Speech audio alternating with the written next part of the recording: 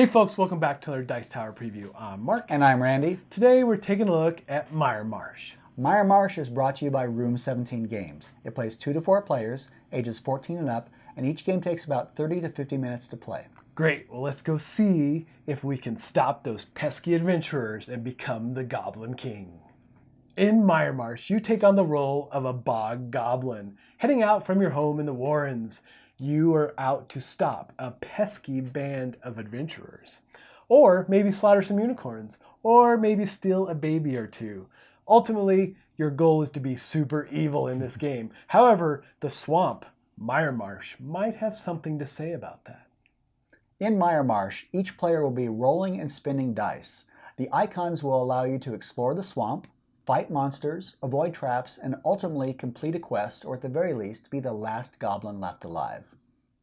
This is what a typical setup looks like. You'll place the tiles in the respective spots, and each player will receive a goblin card and 9 fish. And some of these goblins have starting items or gold. However, you should not get too attached to these goblins, because death is very near.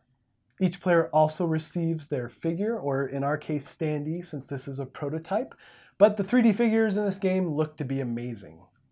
Now, before we jump into a turn, we're going to take a look at these dice, because you know I like dice. He does indeed. And these dice are really the heart of the game. They are. And there's a variety of different icons on these dice. There are eye icons, which represent your ability to peek at adjacent tiles. So you can move to a tile without peeking, but you might find yourself in hot water or a deep swamp, as the case might be. Actually, moving there requires these little feet icons. You can also fight monsters with these little sword icons here. And lastly, there are these pentagram icons, which you need for some challenges, but they also represent wild cards, so they're very valuable. And lastly, there are these swamp monster tokens, or icons rather, and we'll talk about what happens when you roll those in a bit. There are 4 different colored dice, and these specialize in different areas. So for example, the lighter colored dice are specialized for moving and for peeking at adjacent tiles or adjacent monsters that are next in the deck of monsters in case you uncover a monster lair. Indeed.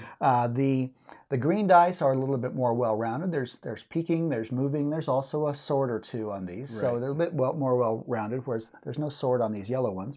The blue ones are awesome because half of them are wild cards. Right. You know, these pentagrams. But then there's 2 blanks, and then there's a swamp monster on the 6th face, which is not good.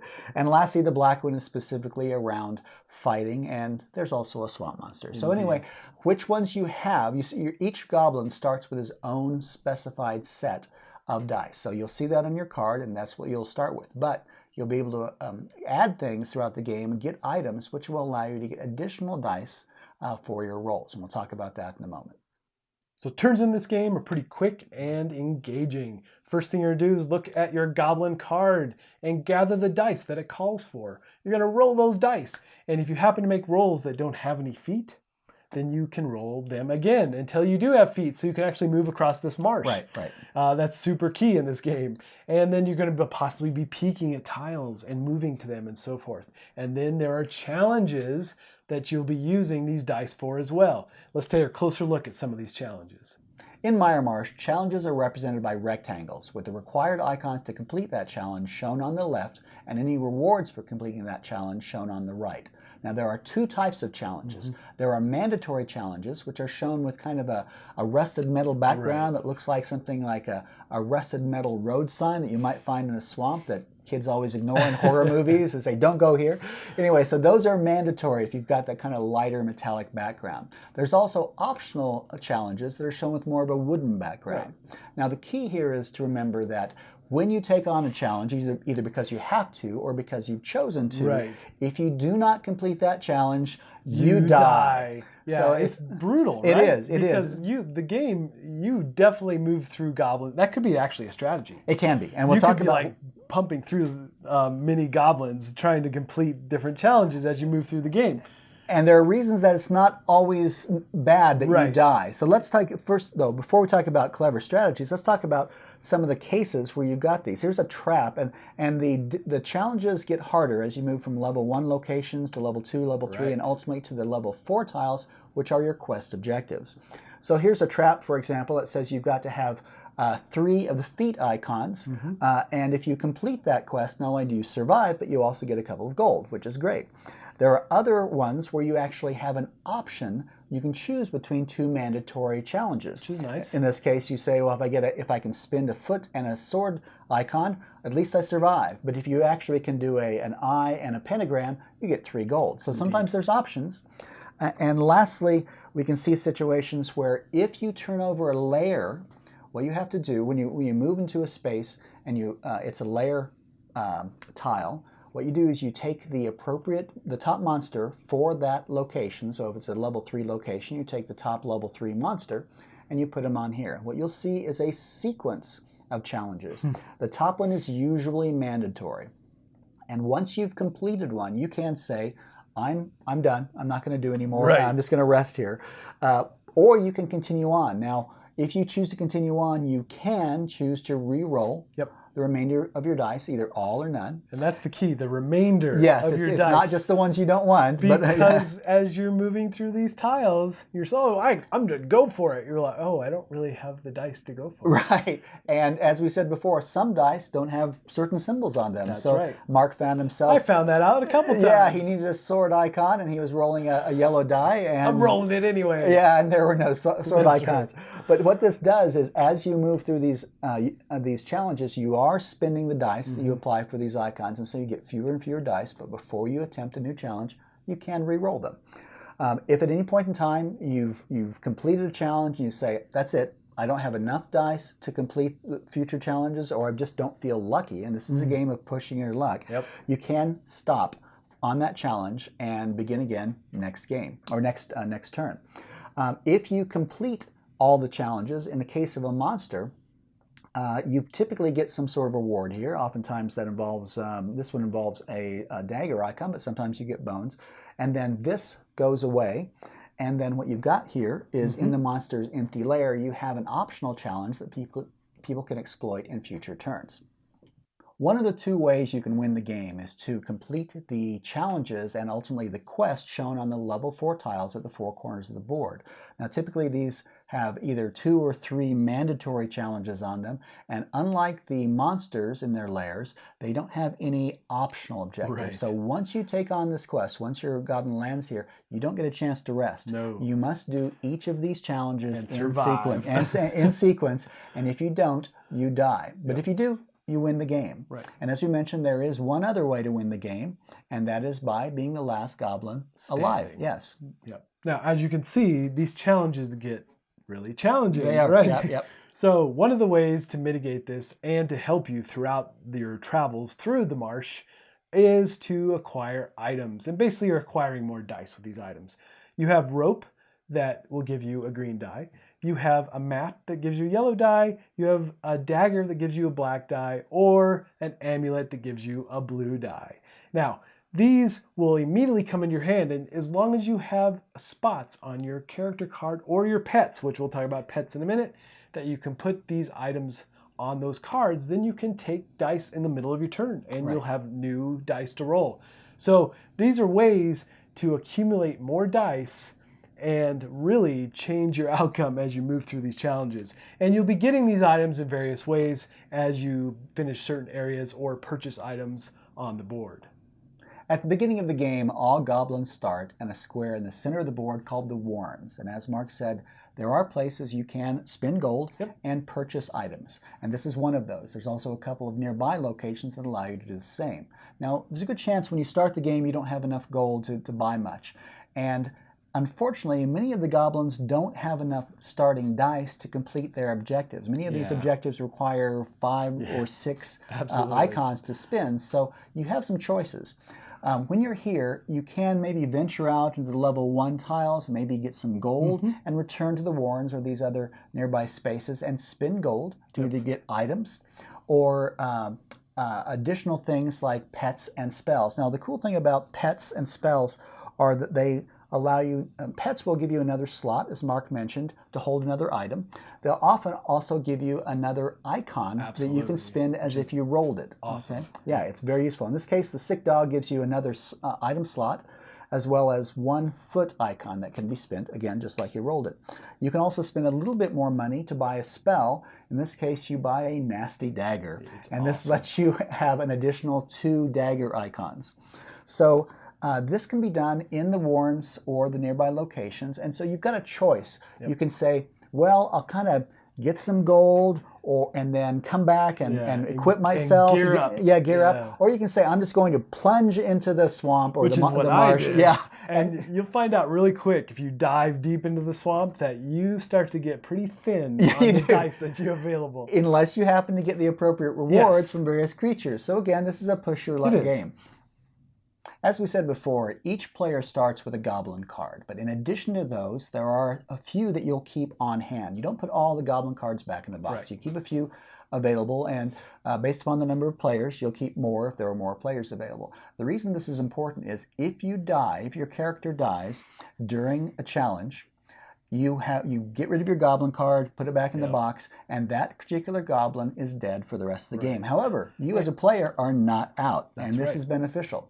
Because if there are goblin cards left, then at the beginning of your next turn, you will draw one of those remaining goblin cards and start again. You can either start in the warrens in the center of the board, or you can start where you died.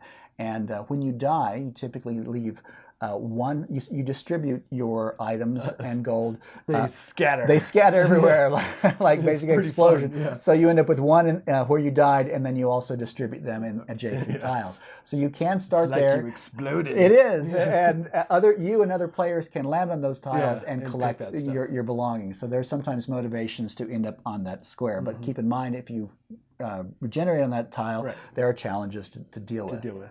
So dying in that form is not inherently bad until you've run out of these extra goblin cards. And at that point, if you or any other player dies and there's no remaining goblin cards, you're out of the game. Out of the game. And then it turns into that last man standing, right? It does. It does. And just quickly moving through challenges, people are dropping off, and then the last goblin standing, like we said. Yeah, so even if nobody completes a quest, but if you're the last goblin standing. That's the other way to win. Yeah, that's right.